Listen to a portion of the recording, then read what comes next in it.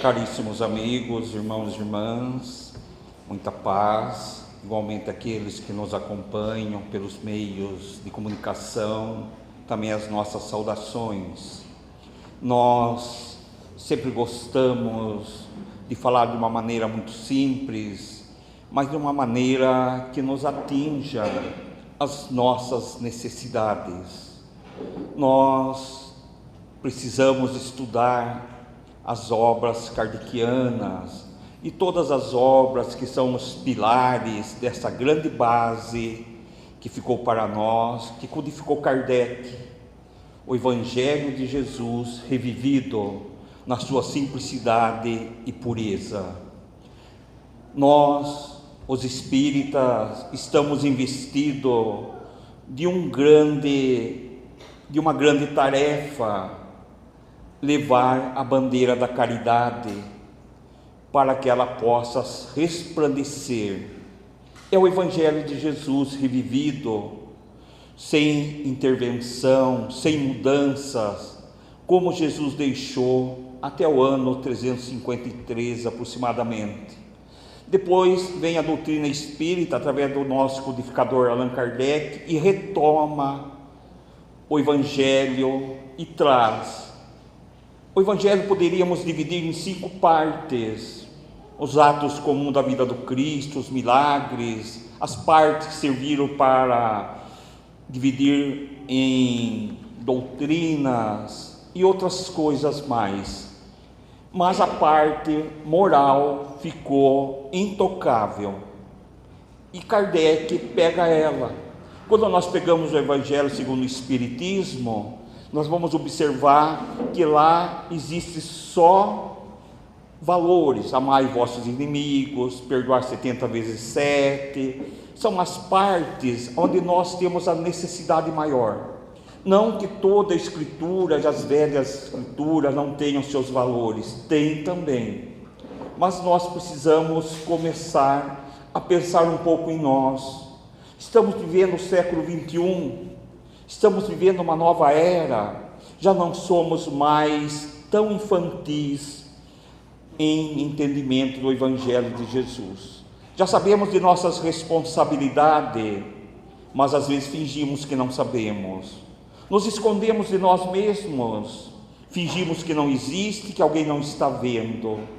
Mas a nossa consciência, ela é juiz e carrasco na nossa própria causa. Gostamos de dizer que quando retornarmos à vida espiritual, ninguém vai nos advertir e muito menos vai nos elogiar. Será a nossa consciência fazendo a sua própria avaliação. Seremos então juízes e carrascos na nossa própria causa. Se nós folharmos um pouco, me pediram aí para falar, tive uma intuição assim. Se nós lermos o livro Memória de um Suicida, antes de entrarmos no tema, nós temos um instinto de sobrevivência. Se alguém atirar alguma coisa em nós viramos, desviamos. Se você perceber um perigo, você para, porque está instalado em nós aquele instinto do medo de proteção. Os nossos irmãos, quando resolvem tirar a vida, porque não estão conseguindo lidar com situações, e a maioria vai pelo ato mais doloroso, que é enforcar-se. Na hora que ele está apertando, que está acabando o oxigênio, ele entra no instinto de conservação e tenta tirar. Não dá mais. Ele não quer morrer, porque ele percebe que a vida é a maior prioridade, o maior dom, mas não dá para escapar mais. E quando ele chega no mundo espiritual, ele percebe que ele não livrou-se de um problema, ele arrumou mais um. Pior ainda, quando ele se dá conta que ele vai ter que começar numa próxima existência onde ele parou, e além disto, ainda o que ele acarretou em cima. Não vamos entrar nessa questão, mas antes de tudo, pensemos A vida é o maior dom que ganhamos de Deus. Então não joguemos fora a oportunidade que nos foi concedida. Quantos de nós perseguimos a saúde e nós estamos nesse estado de busca desse ideal de vida? Nós queremos viver bem, todos querem viver bem, eu quero viver bem. Mas o que estamos fazendo para viver bem? Nós temos um grande trabalho a ser feito, mas parece que se instala em nós a doença, e ela é uma ocorrência vibratória, perturbadora. Se ela é uma ocorrência vibratória, de onde vem a enfermidade, senão do ser pensante? Toda enfermidade, todo equilíbrio ou desequilíbrio está aqui. Todas as virtudes e vícios está aqui. Todas as necessidades estão aqui. Há hoje um apelo muito grande da espiritualidade para que nós falemos e nós procuremos nos ocupar, que precisamos começar a tratar a causa e não só o efeito. Nós vamos à casa espírita e queremos que resolvam nossos problemas e queremos que tire o efeito, mas não queremos eliminar a causa que surte pelo efeito. E nós sabemos qual é a causa, mas não queremos nos livrar. Ficamos com ela e nós tomamos o passe e ficamos bem por um dia, 2 dias, 1 hora, 2 horas. Quando não, saímos daqui para fora, volta a ser tudo igual. Porque nós não atacamos, nós não renovamos, nós não renunciamos. Então, nós precisamos eliminar a causa, fazendo a mudança de comportamento. Mas não é tão fácil a mudança de comportamento. E ninguém disse que era fácil. Uma vez, fui para a praia sozinho, achei que tinha acertado, estava descendo a Imigrante já, lá na serra, eu não sei o que deu na minha cabeça, eu voltei 3 quilômetros contramão, era madrugada, um Monza velho, sem revisão, e voltei, e falei, meu Deus. Então às vezes eu fico pensando que a nossa vida mais ou menos é assim, nós pegamos o caminho errado, depois temos que fazer tudo de volta para chegar no ponto certo para recomeçar. É cansativo isto, mas fortalecemos quando chegamos no ponto de partida novamente. Então façamos certo. Então também há um outro caso das nossas enfermidades, que nós procuramos as casas espíritas e dizemos assim, num atendimento fraterno, dá para você bloquear minha mediunidade, porque ela é um problema na minha vida. E nós mal imaginamos que a mediunidade é a ferramenta de solução para eliminar o problema que nós trazemos na alma. E achamos que o problema é a mediunidade, quando ela é a ferramenta da solução. Por ela, nós eliminamos todas as mazelas, nós encurtamos o caminho para nós chegarmos àquele a quem nós ofendemos. Pela mediunidade, você tem a oportunidade de alcançar mais rápido aquele a quem você atingiu, a quem você ofendeu, através do passe, do atendimento, da presença.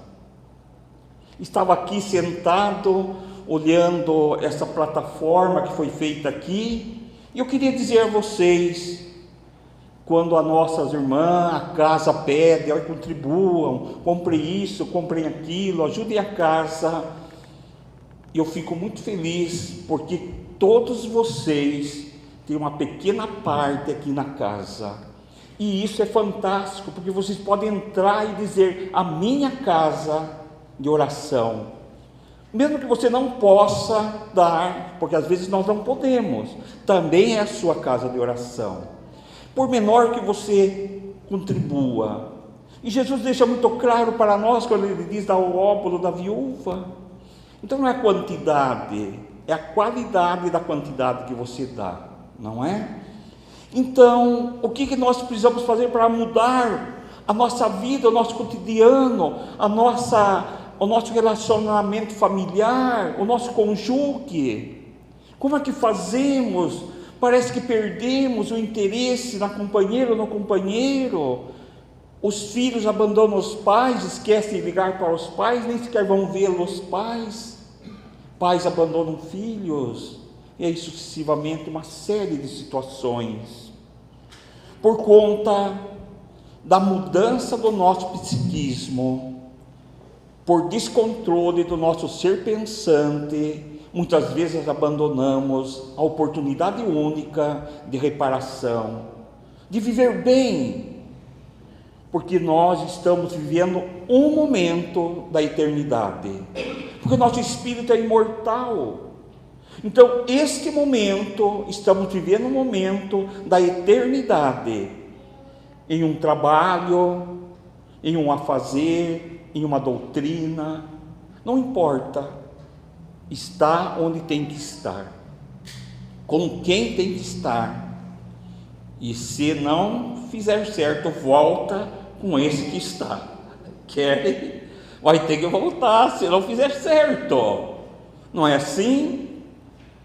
Então, também nós somos impulsionados sempre para um processo de amadurecimento. Mas quando nós falamos no processo de amadurecimento, não precisa ser o amadurecimento físico, o amadurecimento psíquico, mental. Hoje nós não precisamos explorar um livro todo para tirar a essência. Pelos meios de comunicação aceleramos mais rapidamente todo o aprendizado. No meu tempo, você tinha que ler toda a obra de André Luiz, toda a obra de Kardec, Leon Denis, e alguns livros, e ainda você não entendia bem. Hoje nós temos tudo muito fácil, as casas, os expositores, não é verdade? Mas o que é que estamos fazendo com todo esse material em nosso favor? Nada ou muito pouco. Somos infelizes por conta do nosso desleixo. Os nossos lares são as células desse mundo que nós queremos que seja um planeta de regeneração, mas ele não vai se regenerar se as famílias não se regenerarem. Ela não vai se regenerar se as casas de orações entre nós trabalhadores, porque há desafeto entre nós. Eu não gostei muito daquele companheiro que chegou hoje. Tem isso? Claro que tem, na minha casa tem. Me lembro de um companheiro que chegou lá, ninguém gostava dele. Eu falei, não sei porquê, eu gosto. E no fim, todo mundo gostava dele. Depois nós pegamos muita amizade. Depois de passar o tempo, eu falei, eu também não gostava. Mas eu não podia falar que não gostava. E eu comecei a ver o lado bom dele. O lado bom dele era muito bom. Nós acostumamos, como aquela palestra que nós fizemos uma vez, que nós pegamos uma folha branca e fazíamos um ponto negro bem no centro, e nós pedíamos, o que vocês estão vendo aqui? Todo mundo vai falar do ponto negro, mas ninguém vai falar do resto que está branco, porque nós só olhamos o erro do nosso irmão, mas não olhamos a parte branca dele. E às vezes nós só olhamos a parte negra nossa, nós mesmos. Precisamos começar a olhar a nossa parte branca também. E como é que olhamos a nossa parte branca? Quando nós falamos, e eu ajudei muitas pessoas, mas não para você se engrandecer, para você se auto-elevar, para você mesmo saber os seus valores, para você ver que você também tem potencial, que você também colabora, e isso vai estimular você a fazer mais, porque senão Jesus não curaria 10 leprosos e mandou que fossem falar disso, e só um voltou, só um estava curado, os outros 9 só estavam por fora, mas por dentro ainda estava doente. O único que se curou foi aquele que voltou. porque ele veio agradecer. Então nós, muitas vezes, precisamos começar a ser mais grato pela vida, pela oportunidade de estar encarnado. Eu gosto muito de falar do livro de André Luiz, dos Mensageiros, quando tem aquele amigo que precisa reencarnar, um dos 7 médios que faliram, e dizem que um deles precisa reencarnar imediatamente, pelo grande desvio que ele teve, pelas perturbações que ele se encontra. E os responsáveis pela parte reencarnatória, do planejamento reencarnatório, diz: já estamos vendo, mas estamos com uma dificuldade. O que é? Achar uma mãe para ele, há 70 anos atrás ou mais. Se imagine, não é que não tinha mãe, não havia alguém compatível às necessidades dele, para acolhê-lo num seio familiar onde pudesse dar a estrutura necessária para que ele pudesse retomar aquilo que ele deixou de fazer.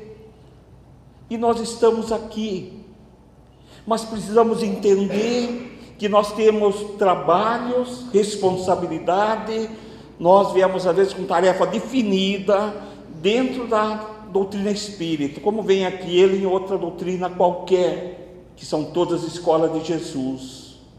Mas aonde quer que estejamos, sejamos então cristãos de verdade. Nós precisamos ser assim.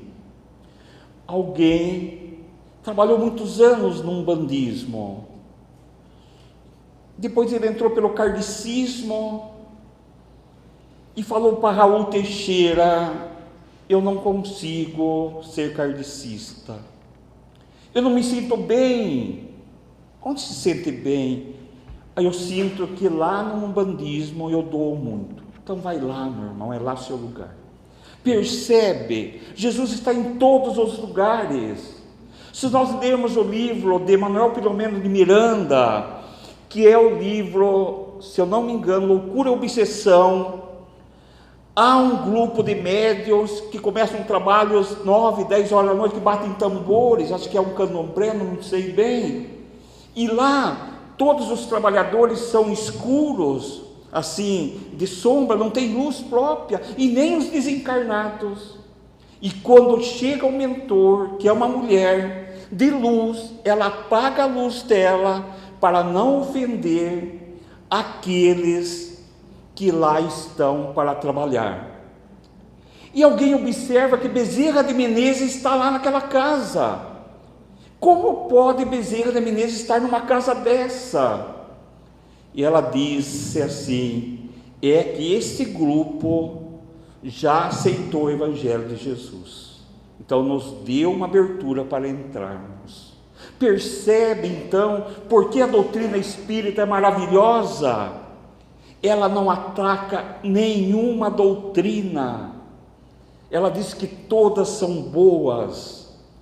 E Emmanuel vem e acrescenta ainda que, por mais estranha que seja uma doutrina, se houver um reflexo de Jesus, merece nosso respeito. Olha só que coisa gostosa. Então nós não temos para atacar ninguém, acusar ninguém, julgar ninguém. A doutrina espírita nos dá isto. Seria uma libertação, como diz nossos irmãos evangélicos. Eu estou liberto de julgar quem quer que seja, porque cada um faz sua escolha própria. Quando eu perdoo alguém, não é nenhum ato de caridade, é um ato de inteligência, porque eu me liberto de um mal que me atormenta. Ou não é? Fique com raiva de alguém para você ver como é triste, como é doloroso o rancor, a mágoa, o ressentimento. Isso machuca como um ácido que vai corroendo as nossas fibras da alma. Para quê? Então precisamos atacar a causa. E o Evangelho de Jesus nos vem em apoio a isto. Então, nessa distonia do mecanismo do nosso ser pensante, que precisamos entender, vai abrir espaço para coisas novas. Alguém já apanhou algodão numa roça? Naquele tempo que você andava com o fardo assim na frente, alguém já apanhou? Trabalhou na roça? Não? Eu apanhei algodão. Então você andava com um fardo amarrado aqui, então você colocava, estava cheio.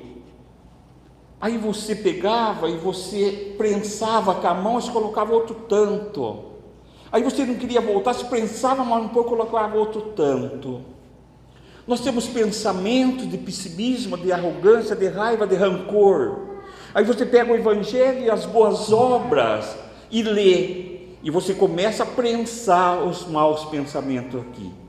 Aí você lê mais um pouco, exercita e prensa mais. Daqui a pouco não tem mais espaço para orgulho, vaidade, ódio, rancor e ira, porque a parte maior do nosso ser pensante está ocupado com valores cristãos. Olha só, mas se você tiver dificuldade de tirar um sentimento, um ressentimento de alguém, uma raiva de alguém, se você tiver com dificuldade de eliminar um pensamento, trocar um ruim pelo bom, aí você pensa no marido em casa, você pensa no pudim, no chocolate, pode pensar na namorada, se você gostar muito dela, no namorado. Você já trocou um pensamento bom por algo bom, porque você não vai conseguir fazer uma oração no momento que você está muito nervoso, está irado, mas quando você estiver bem, ore, porque você vai ter crédito no momento de dificuldade. Olha só, e quando você ajuda alguém, porque nós aprendemos assim. Eu tive dentro de uma das escolas mais dolorosas, mas onde eu aprendi muito e devo muito a esses irmãos, Hospital de Hansenianos. Por 20 anos nós visitamos mensalmente aquele hospital. Então tinha momentos que eu estava assim com nervoso por causa dos negócios, trabalho, muita correria assim, e às vezes eu parava um pouco e pensava nos Hansenianos, naquele hospital de Pirapitingui, e de repente vinha uma leveza, um bem-estar, vinha de lá, pelas visitas, pelas amizades, por aqueles irmãos e irmãs lindores, e você ia lá e nós brincávamos, nós éramos espíritos, mas nós não vínhamos falando, tem que fazer passe, nós brincávamos, jogava truco, conversava. Alguns senhores mais de idade falavam, olha que moça bonita, eu falei, é verdade, não, sabe, era normal, era um ser humano. Acho que tinha algumas mulheres também que existiam, que eu chamava de Terezinha Pirapitingui, já porque ela era muito senhora, e ela falava, ai, como esses meninos lindos, se pudesse agarrar um deles, eu falava também. Então a gente brincava e deixava isso, porque é isso que eles precisavam fazer. Muitas vezes precisamos disso, precisamos conversar, rir, brincar, falar, percebe? E aí nós descobrimos a mais triste realidade. Havia uma irmã chamada Mineira, ela não tinha os dedos, as cartilagens, o garfo dela tinha um elástico para poder alimentar-se, e os meus filhos eram pequenos, tinham 8 anos, gêmeos, e o grande 12, e ela pegava, nós sentávamos na cama, nós abraçávamos, meus filhos sempre foram muito humildes, nessa parte eu tenho que dizer, ela pegava a maçã assim, só com a palma da mão, que não tinha os dedos, e dava, eles pegavam e comiam, e não ligavam maçã, e sentavam na cama e beijavam, e nós beijávamos. Um dia nós fomos lá, e ela tinha desencarnado, e passou um tempo, nós não pudemos ir mais, porque houve uma invasão de sem-teto, e aquilo foi destituído, não existe mais, só moram alguns lá que não tem para onde ir mais, né? Sumiu os familiares, então ficaram lá. E abrimos um trabalho mediúnico somente para Hansenianos, que ocorre todas as quintas. E um dia ela se comunicou lá, na nossa casa, não sabe quem é, que foi a minha filha, a Monique, sou eu a mineira. Nossa, eu fiquei assim assustado. Nossa, vocês não sabem que eu adotei vocês eram minha família. Eu esperava o mês inteiro por vocês, e nós só dávamos 10 minutos para ela, e tínhamos que visitar muitos. Aí a dor no coração, porque eu não dei um dia todo para ela. Percebe? Então não é a quantidade, mas a qualidade. Mas eu fiquei em falta com ela, sinto que eu fiquei em falta. Então muitas vezes nos momentos de agonia você recebia as orações dela. Então quando nós ajudamos alguém, nós ajudamos a nós. No momento de dificuldade, às vezes aquela pessoa que você nem se lembra mais, ela está te colocando em oração, na sua noite, no seu dia, para que você receba. E você não sabe de onde veio aquele bem-estar, e veio de alguém que você auxiliou. Como disse a nossa irmã, quando Bezerra de Menezes retorna à vida espiritual, depois de despertar, quem são todos esses? E haviam milhares. São aqueles a qual você ajudou. Ele não reconhecia, não conhecia ninguém, mas todos os conheciam, não é verdade? Então é isso, fazer o bem sem ver a quem, e olhe sempre à frente. Nunca olhe para você, para o seu sofrimento, para a sua angústia, para as suas dificuldades. Olhe sempre abaixo de você, que alguém tem mais dificuldade que você. Então a gente precisa começar a ver assim. E é difícil hoje, por causa da iniquidade do mundo, o amor de muitos está se esfriando, não está? Mas como fazemos então? Aí Divaldo orienta assim: esteja ligado a uma grande instituição como esta, Francisco de Assis, e dê sua contribuição a ela, porque a casa certamente saberá distribuir realmente para quem precisa. Então você estará fazendo a sua parte. Então, essa é uma caridade como dever. Mas a verdadeira caridade é aquela que nós fazemos em nós, na mudança, no seu comportamento, na eliminação das mazelas que nós trazemos. Mas não se preocupe, não se ocupe, não se perturbe se não conseguir, porque nós precisaremos de muitas existências para eliminar tudo que nós acumulamos em milênios. Mas vale muito essa orientação de Paulo de Tarso, que está em Coríntios 13, quando ele diz assim para nós: ainda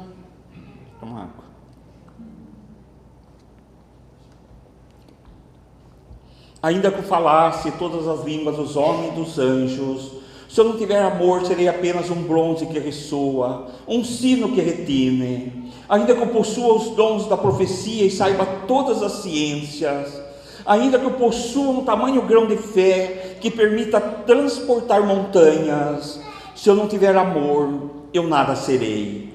Ainda que eu distribua meus bens aos pobres e deixe o fogo consumir meu corpo, nenhum proveito eu tiro se eu não tiver amor. Porque o amor é paciente, o amor é bondoso, o amor não é nada exigente, o amor não é arrogante e não é orgulhoso, o amor jamais é descortês, o amor nunca é interesseiro, o amor não se irrita, o amor não guarda rancor no coração, mas o amor tudo desculpa, o amor tudo crê, o amor tudo espera e tudo suporta. Então o amor nunca terá fim. As profecias sim, pois as línguas se calarão, pois a ciência tem seu termo, e perfeito é nosso conhecimento, e também as profecias, mas quando vier o que é perfeito, o que é imperfeito desaparecerá. Quando nós éramos crianças, nós brincávamos como crianças, pensávamos como criança, e como criança nós raciocinávamos. Quando nos tornamos homens e mulheres feitos, nos despojamos dos atributos de criança. Hoje, por enquanto, enxergamos Deus através do espelho, mas um dia teremos a visão de Deus face a face. Por enquanto conhecemos apenas uma parte, mas logo nós conheceremos Deus como por ele somos conhecidos. Finalizando, temos agora a fé, a esperança e o amor, mas dos três, o mais excelente é o amor. Muita paz, muita luz, gratidão pela atenção e até uma próxima oportunidade.